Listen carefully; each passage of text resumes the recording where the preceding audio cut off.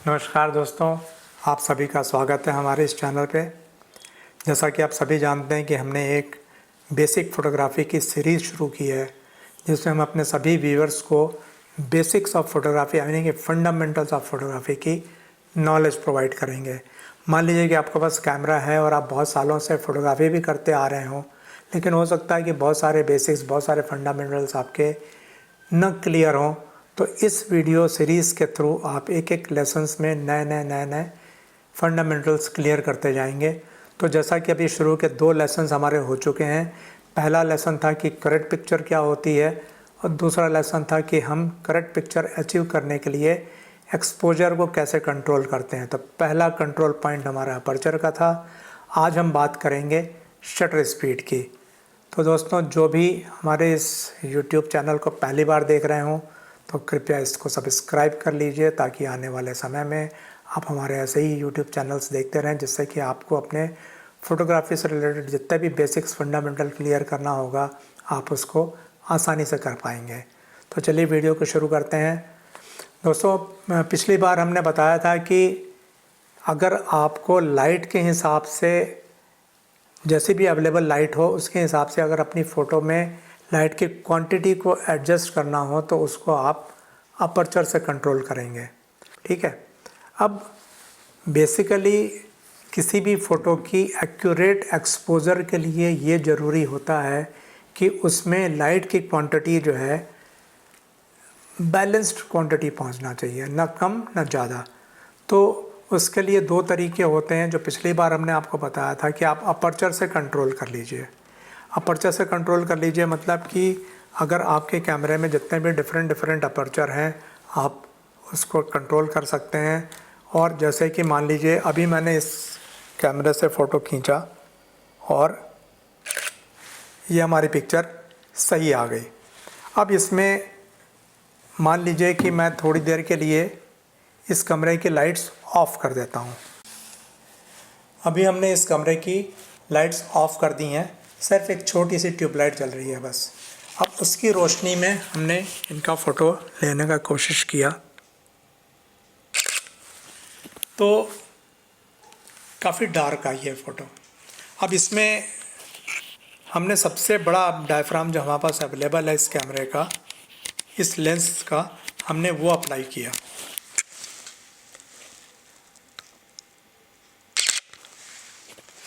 सबसे बड़ा लेंस हमारा, जो सबसे बड़ा अपर्चर है इस कैमरे का, वो है 1.8, जो कि सबसे शार्प लेंस माना जाता है। 1.8 लेंस लगाने के बावजूद भी हमारी पिक्चर डार्क आ रही है। तो अब हमारे पास क्या तरीका है? फ़ोटो तो हमको लेनी है। तो अब हम क्या करेंगे, इसमें लाइट की क्वांटिटी को बढ़ाने के लिए लाइट का ड्यूरेशन बढ़ा देंगे। ये बात समझिएगा। अभी तक हम जो भी एक स्पीड से लाइट को कैमरे के अंदर एंटर करवा रहे थे, अब उस स्पीड से हमारा सबसे बड़ा अपर्चर लगाने के बावजूद भी पिक्चर डार्क आ रही है। तो हमारे पास एक ही तरीका बचता है कि उस लाइट को थोड़ा ज़्यादा टाइम के लिए कैमरे के अंदर एंटर करने देना है। तो अब हमने इसका जो हमारे कैमरे में एक प्रोविज़न है, हमने उसको यूज़ किया और हमने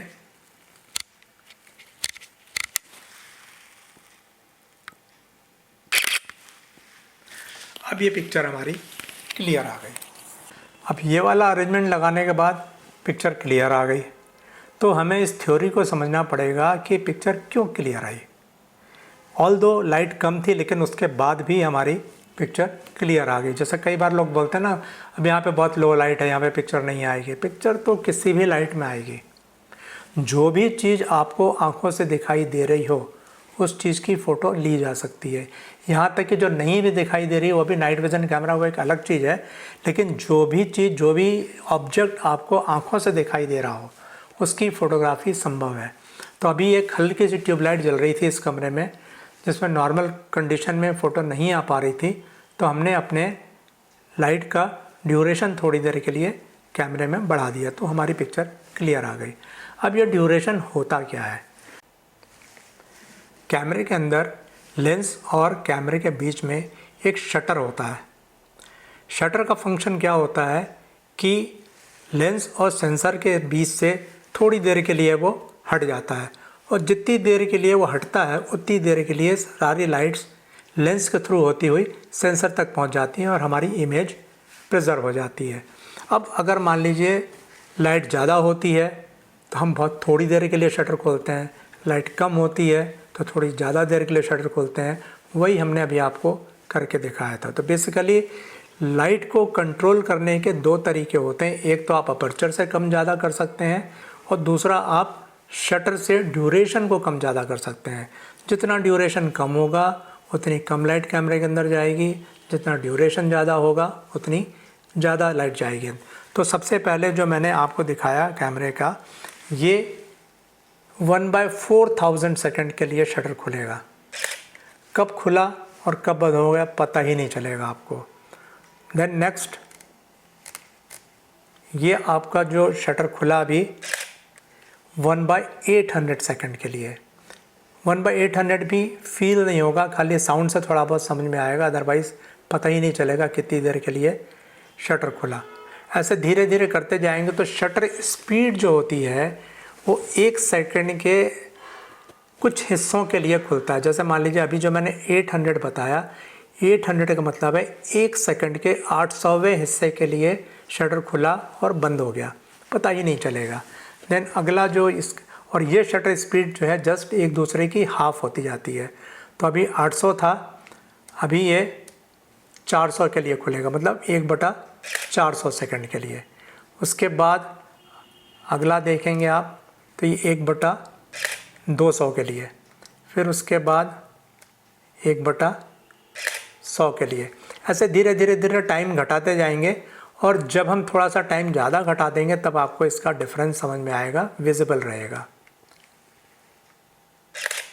ये 1/20 सेकंड के लिए खुला,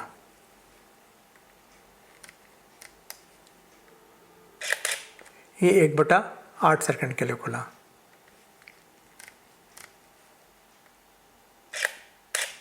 ये हाफ सेकंड के लिए,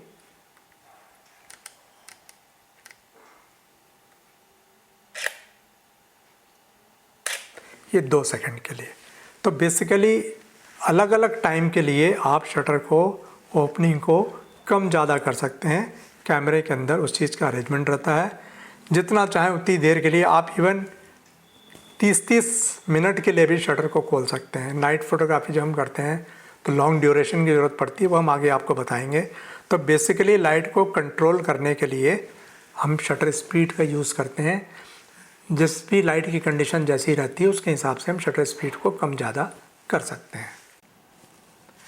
अब हम आपको बताते हैं कि लाइट को कब हम अपर्चर से कंट्रोल करते हैं और कब हम शटर स्पीड से कंट्रोल करते हैं। तो पिछले वीडियो में आपको याद होगा हमने एक्सपोजर देने के लिए अपर्चर से कंट्रोल किया था। अपर्चर से जब कंट्रोल किया था तो हमारे इस मॉडल की पिक्चर बहुत क्लियर आई थी, बिल्कुल शार्प आई थी। वो इसलिए कि ये बिल्कुल स्टेशनरी कंडीशन में बैठा हुआ है। ओके, अब अगर मान लीजिए कि ये अचानक से मूवमेंट करने लग जाए तो हम इसकी फ़ोटो कैसे लेंगे, देखिएगा।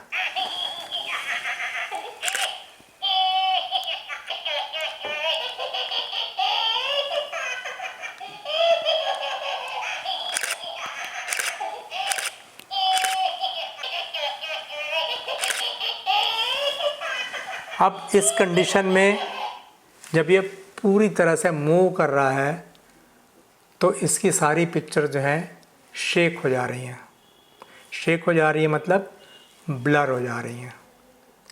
उसका कारण ये है कि इसके मूवमेंट को हम अपने कैमरे में फ्रीज़ नहीं कर पा रहे हैं, क्योंकि पहले जब स्टैटिक कंडीशन थी उस समय बात कुछ और थी, अब वो मूवमेंट हो रहा है। तो मूवमेंट को कैच करने के लिए हमारे कैमरे के अंदर का जो ब्लेड सिस्टम है, जो शटर स्पीड, जो शटर बोलते हैं, उसकी ऊपर नीचे गिरने की स्पीड इसके मूवमेंट से ज़्यादा होना चाहिए।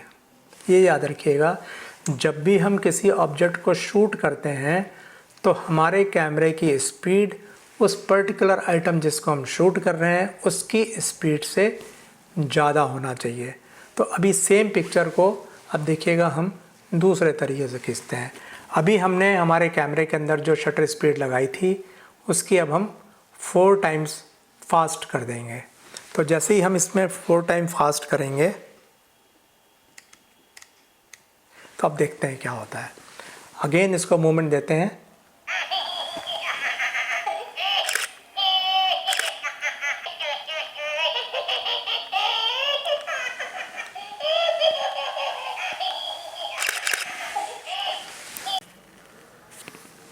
तो बेसिकली इस एग्ज़ाम्पल से ये तो समझ में आ गया होगा कि कभी भी कोई चीज़ अगर मूव कर रही होती है तो हमारे कैमरे की शटर स्पीड कुछ स्पेसिफिक होनी चाहिए।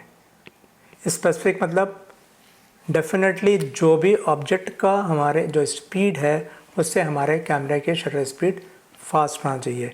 इसका एक और अच्छा एग्जांपल हम आपको हमारे सामने एक फ़ैन रखा हुआ है, हम फ़ैन की फ़ोटो लेके बताते हैं आपको। अभी किसी भी ऑब्जेक्ट की उसकी खुद की स्पीड का फ़ोटोग्राफी पे क्या असर पड़ता है वो भी हम आपको प्रैक्टिकली करके दिखाते हैं। तो सामने एक फ़ैन रखा हुआ है, फ़ैन का हमने सामने का पैनल खोल दिया सो दैट ब्लेड इसका ईज़िली विजिबल हो गया है। अभी हमने कैमरे के अंदर हमारी 1/125 की शटर स्पीड लगाई है और इस फ़ैन के ब्लेड को हम हाथ से घुमा के फ़ोटो खींचते हैं। तो ये पिक्चर जब ब्लेड की आई है वो ब्लरी आई है। वही अगर यहाँ पे अगर जब पूरा रुका हुआ है फ़ैन और उसके बाद जब हम फ़ोटो खींचते हैं तो ये ब्लेड एकदम शार्प आए हैं। तो अब आप देखिएगा जैसे जैसे हम इसकी रोटेशन को बढ़ाते जाते हैं, जैसे मान लो अभी हमने कैमरे की शटर स्पीड को थोड़ा और बढ़ा दिया। पिछली बार हमारी 125 थी, उसको हमने 200 कर दिया और उसके बाद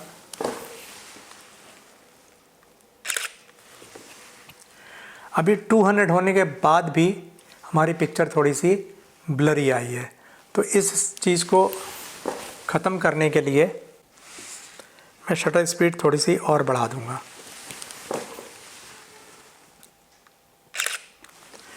अभी ये ब्लेड शार्प हो गया, लेकिन ये तो एक मेरे हाथ से घुमाने की स्पीड है। अब अगर मैं अपने मोटर से घुमा दूं तो देखें क्या होता है। अब ये पंखा अपनी फुल स्पीड से चल रहा है। अब इसको मैंने अलग अलग शटर स्पीड पे फ़ोटो लेना शुरू किया। सबसे पहली फ़ोटो है हमारी 250 शटर स्पीड पे, उसके बाद है 500, 1000,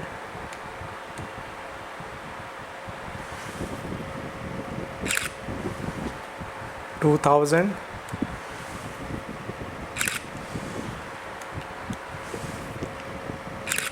4000। अब इस पे 4000 की शटर स्पीड आते आते तक ब्लेड्स एकदम शार्प हो गए, ऐसा लग ही नहीं रहा है कि फ़ैन चल रहा है। ठीक है, तो अब इस एग्ज़ाम्पल से जो हम आपको समझाना चाहते हैं कि जब भी आपका कोई ऑब्जेक्ट मूवमेंट कर रहा हो, मोशन में हो, तो स्पीड में हो, तो आपके कैमरे की शटर स्पीड क्या होनी चाहिए। ये फ़ैन के एग्ज़ाम्पल से ये तो समझ में आ गया कि ऑब्जेक्ट की स्पीड जैसे जैसे चेंज होगी उसके हिसाब से हमें हमारे कैमरे के शटर की भी स्पीड चेंज करनी होगी। तो बेसिकली ये ज़रूरत पड़ती कहाँ पर है। फ़ैन तो एक बहुत ही एक्सट्रीम एग्जांपल है क्योंकि इतनी फास्ट मूवमेंट की चीज़ों की तो फ़ोटो हमें नहीं खींचनी होती, लेकिन हम आपको करके इसलिए दिखाए हैं कि इस स्पीड तक के लिए आपको क्या करना पड़ेगा। तो सबसे पहले स्पीड तो बात करते हैं कि एक स्टेशनरी आइटम है, कोई अपनी जगह पे बैठा हुआ है, उसकी फ़ोटो खींचनी है तो शटर स्पीड बहुत ज़्यादा मैटर नहीं करती। उसमें आपकी जो भी नॉर्मल एक शटर स्पीड होती है उस पर आप फ़ोटो खींच सकते हैं। लेकिन अगर कोई चीज़ मूव कर रही है, मान लो स्टेज पे हल्का फुल्का डांस हो रहा है या लोग जुलूस में चल रहे हैं या भाग रहे हैं, जैसा भी मूवमेंट हो रहा है, कुछ छोटा बच्चा यहाँ से वहाँ दौड़ रहा है, उसकी भी एक सर्टेन शटर स्पीड पे ही फ़ोटो शार्प आएगी, अदरवाइज़ पिक्चर ब्लरी आ जाएगी। तो नॉर्मली इस तरह की जो शटर स्पीड होती है उसको 1/125 को हम लोग एक नॉर्मल शटर स्पीड मानते हैं कि नॉर्मली अगर कोई मूवमेंट कर रहा है तो 1/125 शटर स्पीड पे पिक्चर क्लियर आ जाएगी। लेकिन अगर मान लीजिए उसके मूवमेंट में थोड़ा तेज़ी आ गई, फॉर एग्ज़ाम्पल बहुत तेज़ी से डांस हो रहा है, या स्पोर्ट्स में लोग रेस में दौड़ रहे हैं, या किसी भी तरह का कोई लॉन टेनिस या बैडमिंटन इस तरह कोई टूर्नामेंट हो रहा है, तो उसमें एक स्पीड नॉर्मल स्पीड से थोड़ी ज़्यादा होती है। तो उस कंडीशन में आपको अपनी पिक्चर का ब्लर बचाने के लिए शटर स्पीड को थोड़ा सा और बढ़ाना पड़ेगा।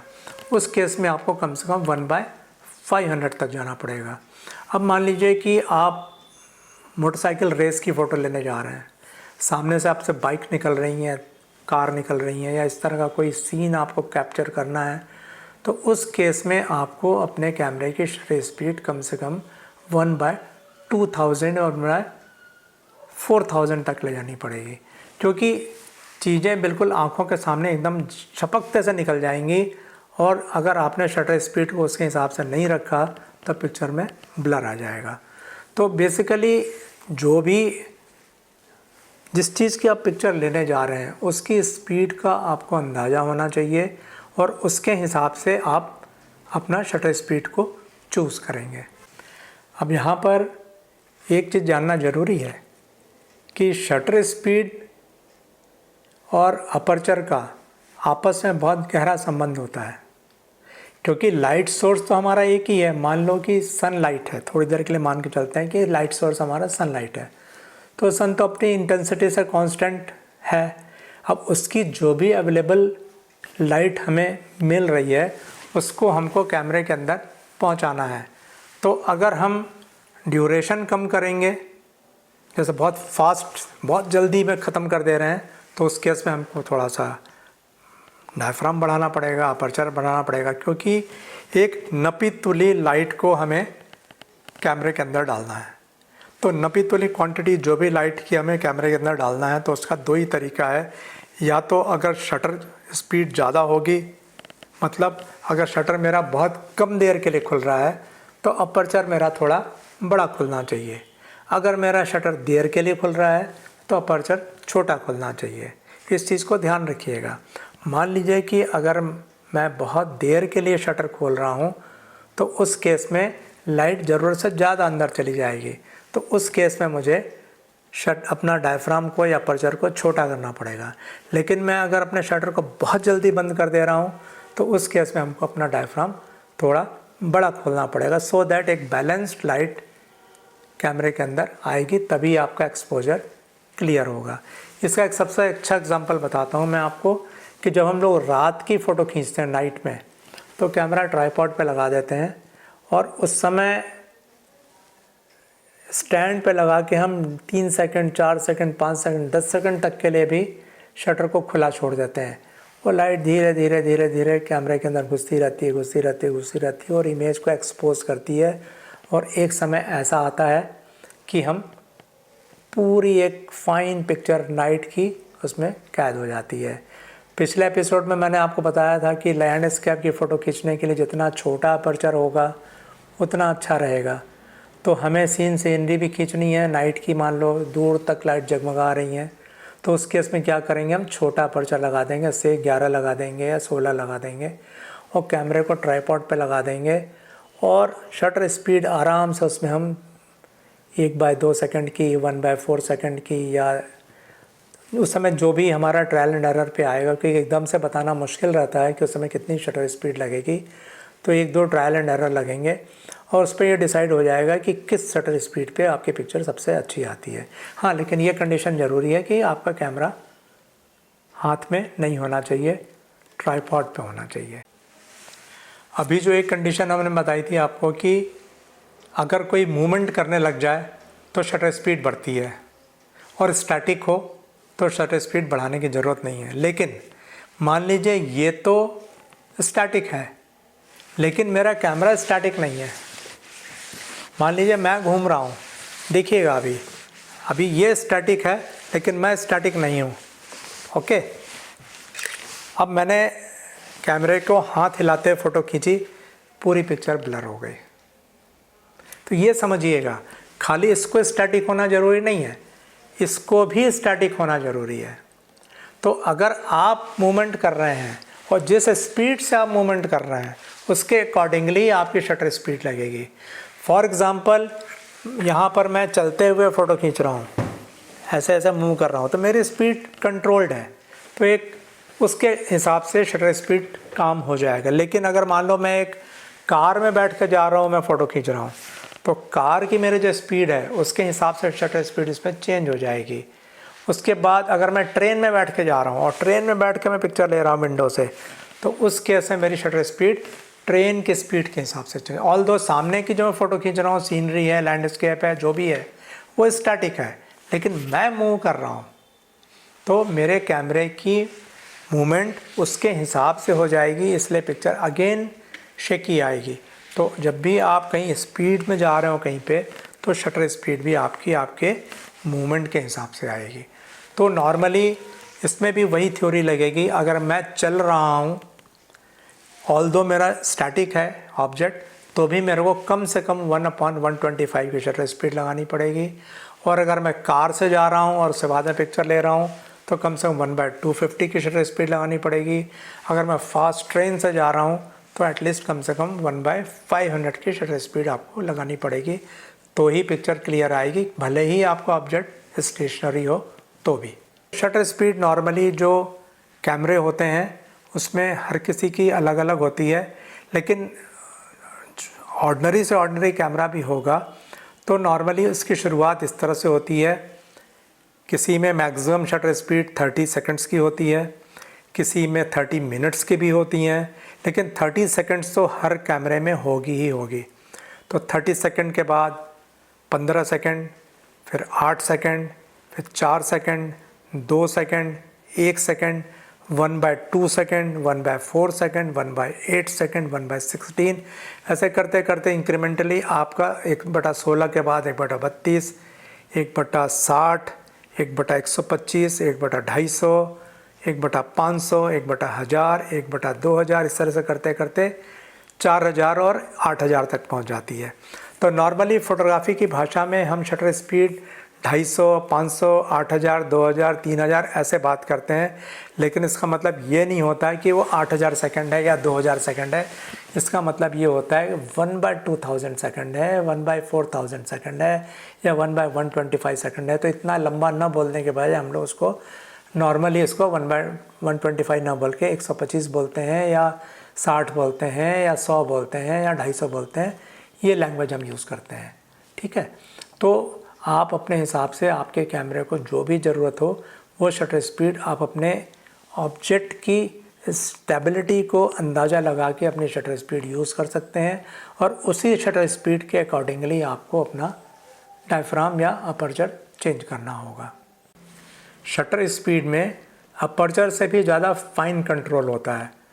ऑल्दो दोनों ही लाइट को कंट्रोल करने के काम आते हैं, लेकिन अपर्चर में नॉर्मली मान लीजिए आपका सबसे छोटा अपर्चर 22 है, तो 22 के बाद 16, 16 के बाद 11, 11 के बाद 8, 5.6, इस तरह से धीरे धीरे धीरे धीरे 2.8 है सबसे बड़ा अपर्चर, या 2 है, 1.8 है, जो भी है वहाँ तक आते हैं। कुछ अच्छे कैमरे और अच्छे लेंसेस होते हैं, उसमें बीच में इंक्रीमेंटल भी होता है, जैसे 8 और 5.6 से बाद में 7, बीच में 7.1 भी मिलेगा, 5.6 और 4 के बीच में आपको 4.5 भी मिलेगा। ऐसे 2-3 इंक्रीमेंटल भी बीच में रहते हैं, लेकिन इससे भी ज़्यादा अच्छी कंट्रोलिंग आपकी शटर स्पीड से हो पाती है, क्योंकि शटर स्पीड में क्या होता है, कोई लिमिटेशन नहीं है।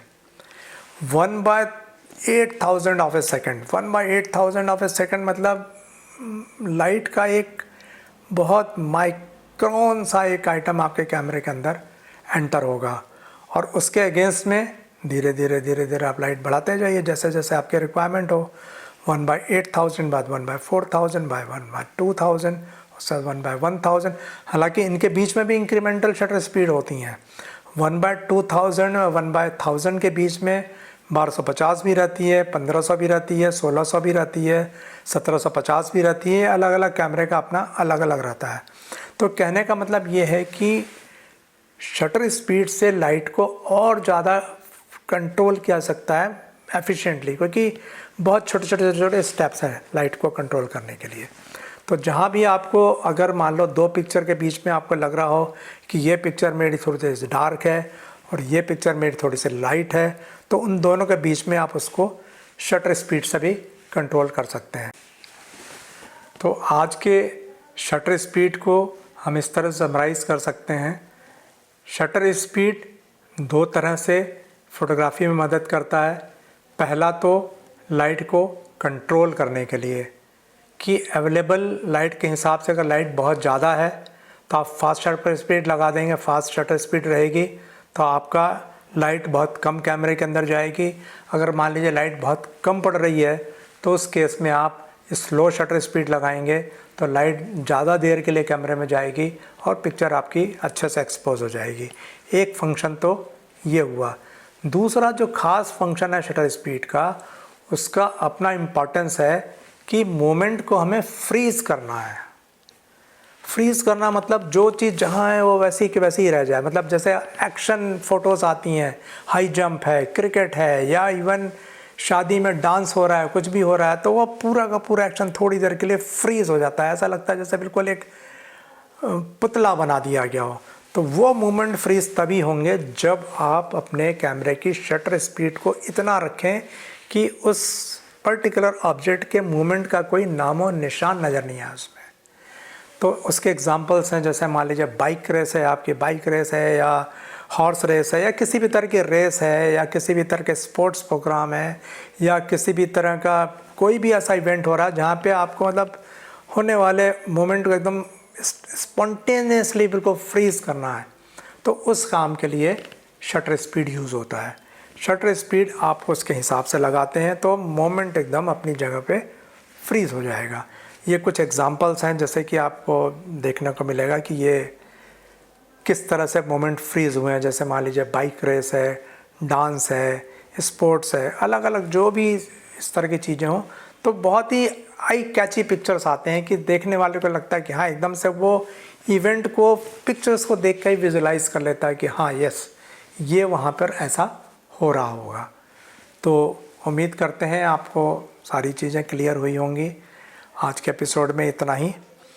अगले एपिसोड में आपको हम अपर्चर और शटर स्पीड का कंबाइंड इफेक्ट बताएंगे, और अगर इनसे भी काम नहीं चलेगा तो एक थर्ड पैरामीटर होता है जिसको ISO बोलते हैं।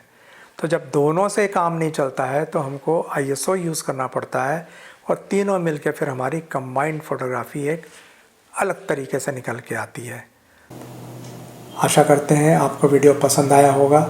अगर पसंद आया हो तो इसे लाइक और शेयर ज़रूर कीजिए। जो लोग चैनल में पहली बार आए हैं इस चैनल को सब्सक्राइब कीजिए सो दैट ऐसे ही वीडियो आपको मिलते रहेंगे। और मेरा आपसे वादा है कि 20वें वीडियो तक पहुंचते पहुंचते आप एक परफेक्ट फ़ोटोग्राफ़र बन जाएंगे। ऐसी बहुत सारी चीज़ें हो सकता है आप बहुत सालों से फ़ोटोग्राफ़ी करते आ रहे होंगे, बहुत सालों से कैमरा यूज़ करते आ रहे होंगे जो आपको नहीं मालूम होंगी। बहुत धीरे धीरे आपके फंडामेंटल्स बेसिक्स क्लियर होते जाएंगे और आपके फ़ोटोग्राफी में हर दिन एक नया निखार आएगा। तो मिलते हैं अगले मंगलवार को शाम को 4 बजे। तब तक के लिए नमस्ते, जय हिंद।